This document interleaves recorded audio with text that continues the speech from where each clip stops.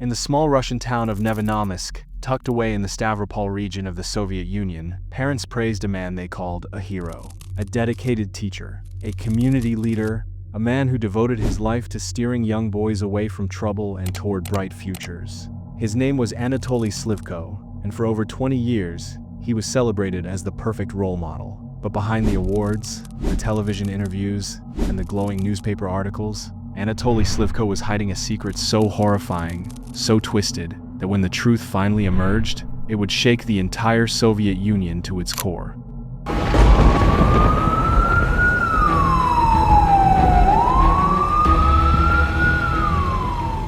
Between 1964 and 1985, this respected community figure sexually assaulted at least 43 boys, and 7 of them never made it home alive. This is the story of one of Russia's most depraved serial killers, a man who filmed every single crime, a man who kept detailed diaries documenting his darkest urges, and a man whose monstrous acts were triggered by a single moment that would haunt him for the rest of his life. Anatoly Yemelyanovich Slivko was born on December 28, 1938, in Izberbash, a small town in Dagestan. His childhood was unremarkable. His parents were hard-working, quiet people. By all accounts, young Anatoly was shy and reserved, preferring solitude over social interactions. But as he entered his teenage years, Slivko began to realize something was different about him. He wasn't attracted to girls. When he tried dating classmates, it felt forced, mechanical, like he was simply going through the motions because society expected it. At 22 years old, Slivko married a young woman named Lyudmila, whom he had met at a children's club where he worked. Their courtship was strange. They never touched, never kissed. Even after they married, intimacy was rare, so rare that Lyudmila counted herself lucky to have conceived their 2 sons. Slivko was a good husband and father, but something vital was missing from his life. He couldn't understand what it was. He suffered from insomnia, had no appetite, hated his own appearance, and struggled with an inability to feel desire for his wife. That all changed on one afternoon in the summer of 1961. It was a day like any other in Nevinnomyssk. The sun was high. The streets were busy, and then, without warning, the roar of a motorcycle engine shattered the peace. A drunk motorcyclist, speeding out of control, swerved into a group of pedestrians. The bike struck a teenage boy wearing the uniform of the Young Pioneers, the Soviet Union's version of the Boy Scouts. Black trousers, white shirt, red tie, shiny black shoes. The impact was devastating. The boy's body convulsed violently in his death throes. Blood pooled on the pavement. The smell of gasoline and burning rubber filled the air. Onlookers screamed. The boy cried out in agony, then fell silent. And Anatoly Slivko, standing among the horrified crowd, experienced something he had never felt before. Sexual arousal. Overwhelming. Uncontrollable. Powerful. For reasons he claimed never to understand, watching that boy die gave Slivko his first orgasm. The image burned itself into his mind. The uniform, the shiny shoes, the convulsions, the smell of gasoline, the helplessness. Years later, Slivko would tell psychiatrists, the boy had convulsions in his death throes as the smell of gasoline and fire permeated the air. That boy looked so helpless, especially in his uniform. It reminded me of how I felt about myself after a childhood of pain and suffering. Every time he cried out in agony, I got more and more excited. From that moment on, Anatoly Slivko was a changed man. He was haunted by visions of boys in pioneer uniforms, writhing in agony, and he became obsessed with finding a way to recreate that feeling. Within months of witnessing the traffic accident, Slivko established his first youth club in Nevinnomyssk. On the surface, the club was designed to encourage local boys to participate in young pioneer activities, hiking, camping, outdoor adventures, and character building. But in reality, Slivko had created the perfect hunting ground. That first club mysteriously burned down about a year after it opened. Investigators suspected arson by one of the boys who attended, possibly someone Slivko had mistreated or molested, but no charges were ever filed. Undeterred, Slivko opened a second club in 1966. He called it Chergid.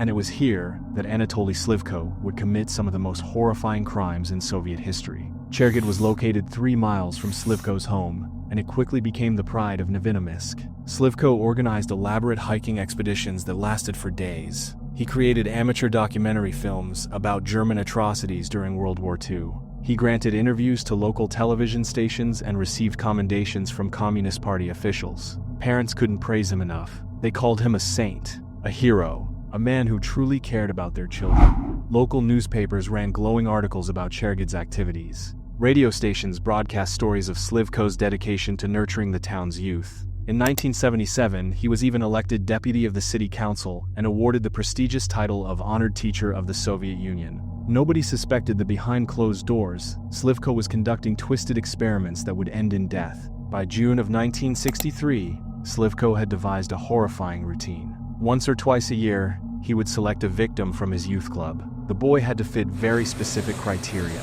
He had to be between 11 and 15 years old, never older than 17. He had to be short for his age.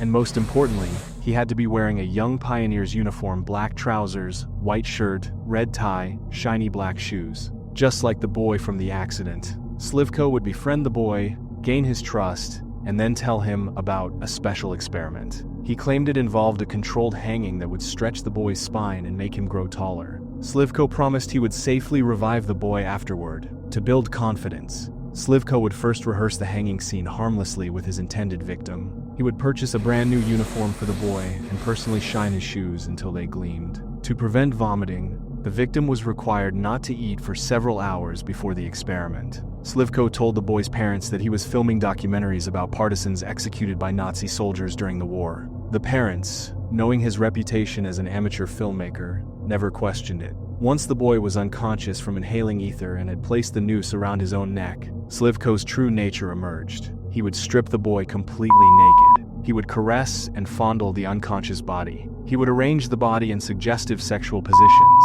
He would masturbate repeatedly, often ejaculating onto the boy's shiny shoes. And he filmed everything every single moment on his 16mm cameras. He took extensive photographs. He recorded detailed notes in his diaries, all of it carefully preserved to fuel his erotic fantasies until the urge became unbearable again. In 36 cases, Slivko successfully revived these boys. They regained consciousness with temporary amnesia, unaware of what had been done. While they were unconscious, Slivko would give them substantial sums of money and make them sign written agreements to keep the experiment confidential. The boys went home. They resumed their lives, and Slivko's secret remained hidden.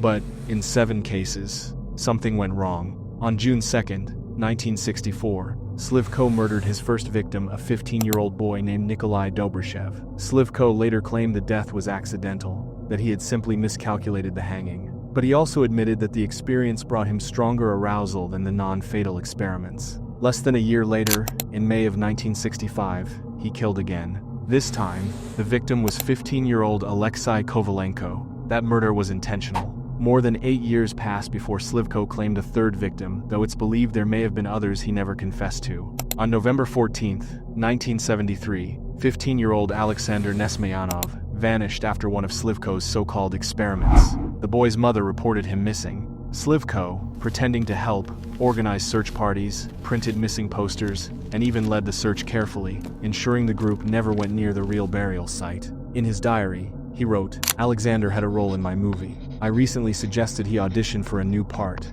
this time as the protagonist. I half-heartedly hoped he would refuse, but he agreed. What will happen now? I am exhausted from the futile struggle within myself, which I almost always lose. Why do I deserve this torment?" On May 11, 1975, 11-year-old Andrei Pogosyan told a neighbor he was going to participate in a film in the forest. He never returned. Police were told about the man making movies with local children, but because Slivko was a well-known, decorated teacher, investigators dismissed it after only a few questions. In 1980, 13-year-old Sergei Fatsiev disappeared. In 1982, 15-year-old Vyacheslav Kovistik, known as Slava, vanished. And on July 23, 1985, 13-year-old Sergei Pavlov became the final victim. When these boys could not be revived, when Slivko realized they would never wake up, he enacted the full horror of his fantasy. He dismembered their bodies with knives and tree stumps. He poured gasoline over the remains. He set them on fire, recreating the same smell he remembered from that 1961 accident. And as the flames consumed the bodies, he once again masturbated while watching. Afterward, he buried what was left in remote parts of the forest. He kept the boys' shoes as trophies, cutting them mid-foot and stored photographs and films to relive the crimes again and again.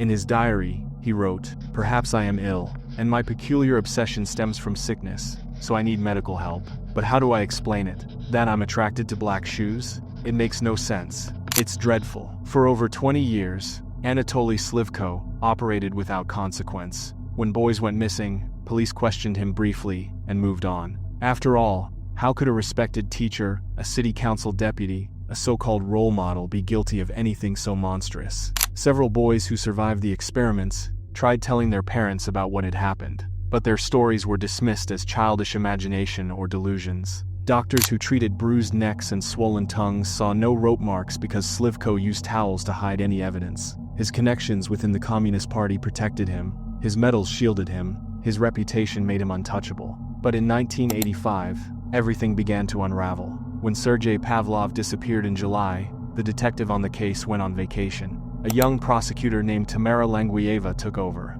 and she refused to accept silence as an answer. She learned that before Sergei vanished, he told a neighbor he was meeting the director of Chergid. The clue pointed straight at Slivko. Languieva interviewed dozens of boys from his club. Most were loyal and said nothing, but one described blackouts.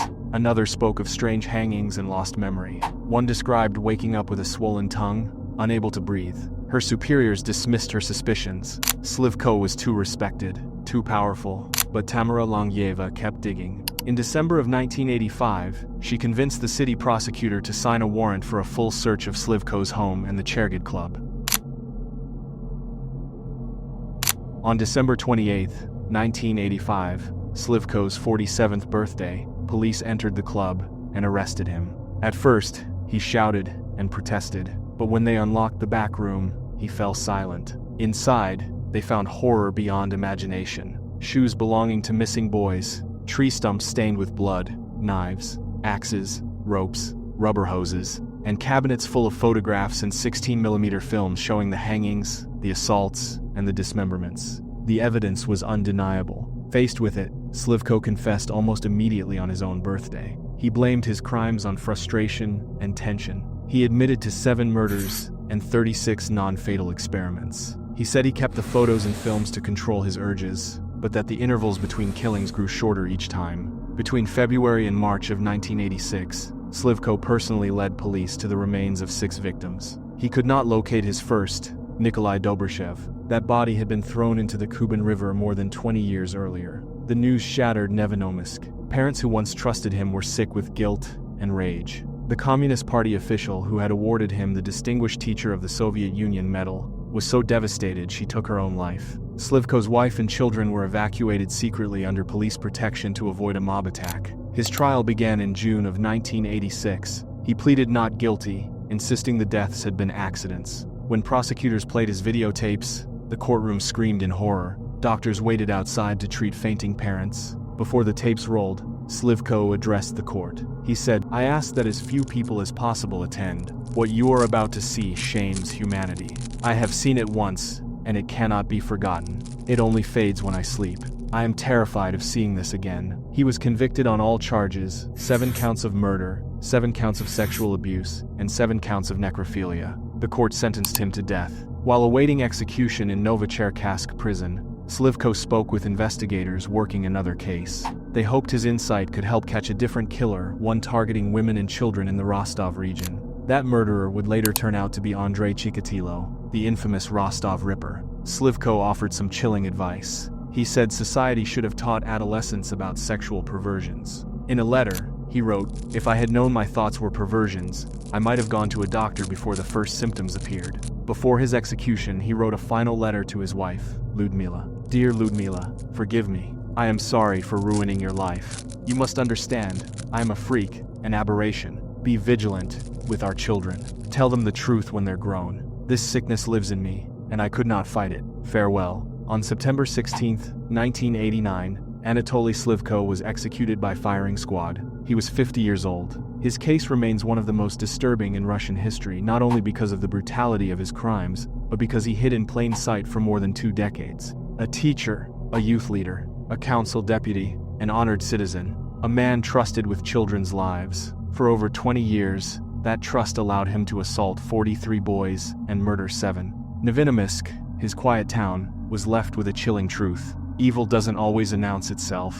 Sometimes, it smiles at you. Sometimes, it carries a camera. Sometimes, it promises to make your children grow taller. The Boy Scout killer reminds us, monsters don't always hide in the dark. Sometimes, they stand in the spotlight,